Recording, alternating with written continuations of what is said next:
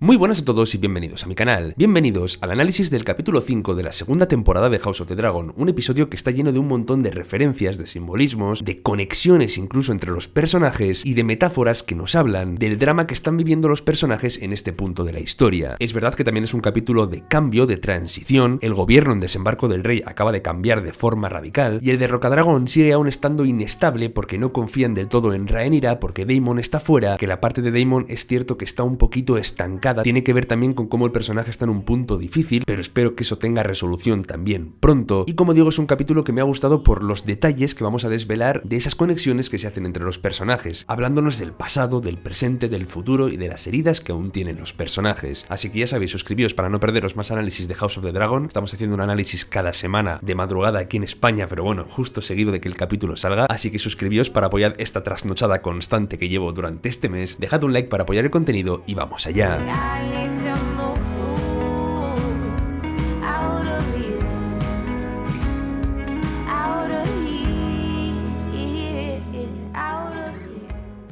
El capítulo comienza con la sombra de la pérdida del personaje de Rhaenys aún en el ambiente, con planos solemnes tanto de Corlys como de Rhaenyra y con una música triste, recordándonos que en este capítulo vamos a sentir mucho la ausencia de la princesa que nunca fue reina. Seguimos con una escena impactante a nivel visual que ha sido como en Desembarco del Rey estaban paseando la cabeza de Meleys, algo que ya os digo que en vez de animar al populacho y mostrar a la gente de Desembarco del Rey el poder que puede llegar a tener Aegon, lo que ha hecho es un poco lo contrario, es decir, el pueblo se lo ha tomado como un mal augurio, un pueblo que tenéis que recordar que está muy oprimido por la falta de víveres gracias al trabajo que está haciendo Corlys Velaryon cortando los suministros, y esto lo que genera en la gente es inquietud, una inquietud que hemos visto ir en aumento durante todo el episodio y que puede ser un problema para los verdes si no son capaces de gestionarlo, porque además el bando de Rhaenyra también parece saber que Desembarco del Rey está inestable, por eso Mysaria le dice que mande a alguien seguro también para intentar incentivar este descontento, manipularlo desde las calles, para que aquellos que están en la Fortaleza Roja no tengan las cosas fáciles con la gente de a pie. En este desfile macabro de la cabeza del dragón también hay algo muy curioso, y es como la gente se está dando cuenta de que la parte divina de los Targaryen, porque mucha gente de Poniente los consideraba casi divinos por su capacidad de montar dragones, por su origen valirio, por su aspecto diferente, y los dragones obviamente son una extensión de esta divinidad, seres que parece que vienen de otro mundo, y claro, verlos muertos, verlos así deshechos y vulnerables, les hace darse cuenta de que al final tanto los dragones como los Targaryen solo son cachos de carne, no son tan divinos quizá como pensaban, y por eso puede ser un error haber hecho pasear esa cabeza de dragón delante de la gente. Como detalle nos fijamos en que Aemon, sin ningún tipo de pudor, lleva la daga de su hermano a la cintura, o sea, él ha estado a punto de matarlo literalmente, y sin ningún tipo de vergüenza lleva su daga ahí al cinto, que se da cuenta además Alicent, y la forma de entrar de Aegon en la Fortaleza Roja es lo opuesto totalmente a la gloria. Entra casi como equipaje en un cajón que sí sirve como de camilla, pero oculto para que la gente no vea el estado en el cual se encuentra su rey, para descubrir una de las cosas que más me ha gustado de este episodio, que es el estado físico del rey Aegon. Primero, por un lado, el miedo de Alicent a ver cómo está su hijo, en qué situación se encuentra, y recordar las palabras que le dijo en el capítulo pasado. Le dijo que no tenía que hacer nada. Yo creo que Alicent se siente mal porque esa forma de apartar a Aegon, de querer quitárselo del medio o hacerle sentir mal por haber echado a Otto de la capital, ha llevado a que Aegon cometa un acto imprudente. De esa imprudencia nacen las heridas que ahora su personaje tiene, y esas heridas nos recuerdan, aunque sea visualmente, al rey Viserys. Es bastante irónico que su madre le dijese en el capítulo anterior que se tenía que parecer más a Viserys porque era mejor rey que él, porque sabía mantener la templanza en momentos difíciles, e irónicamente en el capítulo siguiente se ha terminado pareciendo a Viserys, pero no como rey, no a través de sus acciones, sino a través de su deterioro físico, y es como muy irónico ese punto. Yo creo que incluso Alicent se da cuenta de esta similitud, de cómo se recuerda a sí misma cuidando de Viserys estando en una situación parecida, y ese paralelismo, como digo, entre los dos reyes, como Aegon ha terminado pareciéndose a Viserys, pero no en lo que la gente quería que se pareciera, me ha parecido un paralelismo, una conexión excelentemente lanzada, además sabiendo que Aegon era el personaje que estaba tirando al traste todo lo que Viserys estaba construyendo, con lo cual muy bien hecho. ¿Creéis que Alicent además puede sentir un punto de culpa por lo que os he dicho? ¿Porque sus palabras pueden haberle llevado a la guerra? Ponedmelo en los comentarios. Escena potentísima la de Aemon a los pies de la cama de Aegon. Podemos decir que el artista contemplando su obra, o sea, lo que ha sucedido es culpa suya. Ahora está un poco más claro cuáles eran sus intenciones. Quitarse de en medio a Aegon para él podía ser algo positivo porque después podía heredar el trono, con lo cual ahora entendemos que Aemon no solo lo hacía para dar una lección a su hermano, sino que quería ir incluso más allá. Eso me ha parecido un poco heavy de descubrirlo. Y otro personaje afectado por lo que ha sucedido es Ser Criston Cole, que parece durante buena parte del episodio ausente, ido. Después vamos a entender por qué es, y me parece muy curioso para su personaje. Otro de los paralelismos más interesantes que vamos a ver en este capítulo tiene que ver con Rhaenyra y con Alicent. ¿Por qué? Porque en ambos consejos en los que ellas ocupan lugares de poder van a ser rechazadas, desplazadas o incluso ninguneadas por los hombres del resto del consejo. En Rhaenyra no confían, su consejo cree que ella no es lo suficientemente fuerte como para mostrar esa fortaleza ante una guerra, y es justamente lo mismo que le va a pasar a Alicent cuando ella se propone como reina regente. Ya lo ha hecho durante mucho tiempo y dicen que sí, en la paz, pero que en la guerra se necesita otra figura, y a Rhaenyra no la escuchan prácticamente por lo mismo, con lo cual es curioso ver cómo en dos contextos diferentes ambas amigas están sufriendo lo mismo. Es interesante el argumento que se dice también en el Concilio de los Verdes y el hecho de que poner a una mujer cuando todo el argumentario de su bando para que Aegon fuera rey era que tenía que ser un hombre, pues que no era como muy coherente, ¿no? Pero en ambos casos, como digo, me ha gustado bastante que establezcamos una conexión entre los dos personajes, aunque no estén cerca en este punto. El personaje de Jace, que llevaba mucho tiempo también en la temporada sin hacer nada, prácticamente estaba como un florero en los salones, por fin toma la iniciativa, una iniciativa que su madre no le dejaba tomar por miedo a que le pasara algo parecido a Luke, pero lo que hace es irse a los gemelos donde están los Frey. Es cierto que los Frey nos caen un poco mal, ¿no? Por lo que hicieron en Juego de Tronos, pero bueno, hay que tener en cuenta que estos son generaciones antes, con lo cual estos personajes no tienen por qué ser traicioneros como los que conocimos. Os lo cuento porque no me acuerdo qué pasaba con ellos en el libro, o sea, os juro que no sé lo que pasa. Y aquí Jace negocia y consigue que los Frey vayan a hincar la rodilla, aunque promete Harrenhal a los Frey, con lo cual hay que ver cómo se van a tomar esto los Strong que están allí. O sea, ha prometido algo que no sabe si puede entregar. Tenemos el recuerdo de lo que hicieron los Frey cuando no se les entregó algo que se les prometió en Juego de Tronos, con lo cual espero que no vaya por ahí la cosa. Y también pasa lo que os comenté, la importancia de dónde están los dragones en cada momento, porque sí, toda una casa puedes prometerle que vas a protegerla a través de los dragones, pero claro, los dragones no pueden estar en todos los sitios al mismo tiempo. Solo hace falta que uno de los dragones ataque una fortaleza en la cual no hay defensa para que pueda arrasarla con el fuego, con lo cual a nivel de estrategia hay que tener mucho cuidado con dónde se mueven las piezas y cómo. Si bien los Frey aceptan, los Arryn no parecen tan por la labor, porque se les prometió que llegarían dragones para proteger Nido de Águilas y solamente han llegado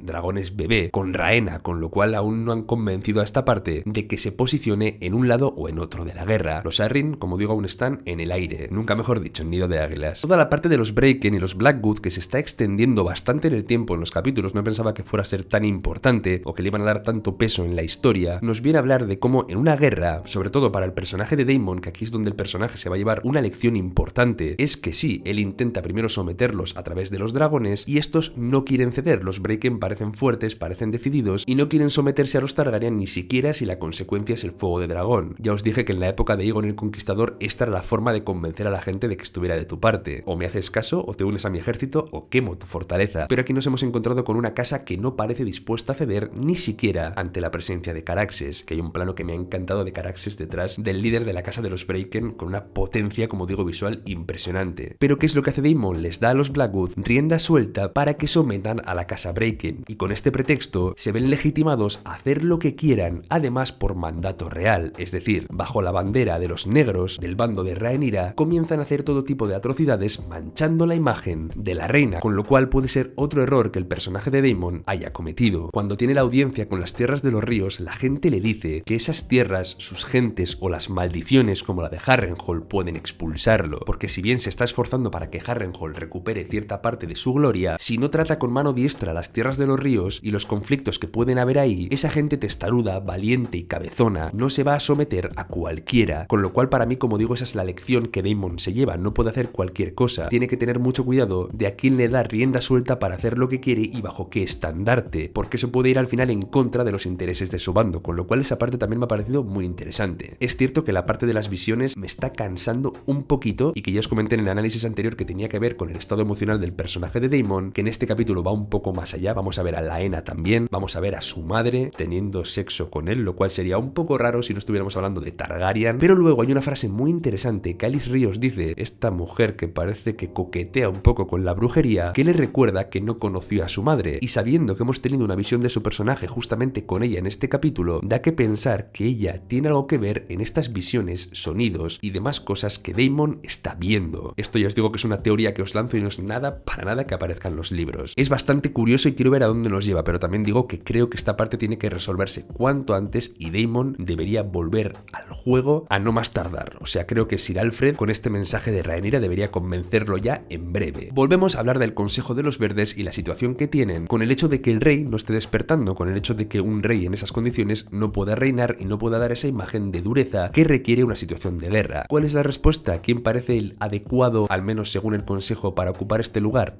Aemon, una escena potentísima en la cual le quita la bolita que representa al rey regente a Alicent de delante y se la pone él, otra vez reforzando esa idea de que las mujeres no están preparadas para la guerra, ese zoom de espacio a la cara de Alicent mientras los hombres hablan de la guerra, hablándonos de su frustración y de cómo es apartada por ser mujer, me ha parecido brutal, que es algo muy similar a lo que Rhaenyra le dice a Mysaria, de que si ella hubiera nacido hombre y hubiera aprendido a utilizar la espada la respetarían más. Esto es una frase que además nos recuerda mucho a lo que Cersei decía. Cersei le decía a su padre, al bueno de Tywin Lannister, que si hubiera nacido hombre, como le pasó a Jaime Lannister, la hubieran respetado más y hubiera sido una digna heredera de la casa Lannister, pero que solamente por nacer mujer no se la estaba respetando, con lo cual otro paralelismo brutal que nos une a Alicent y a Rhaenyra, como os he dicho, pero también a Cersei, genial. El herrero y su familia, pues enferma y agonizante, a la cual le faltan los recursos, es un poco el termómetro de cómo se sienten las familias de desembarco del rey, alguien a quien además se le prometió un pago que no parece que esté a punto de llegar, además con Aegon, que fue quien dio su palabra del pago fuera de juego,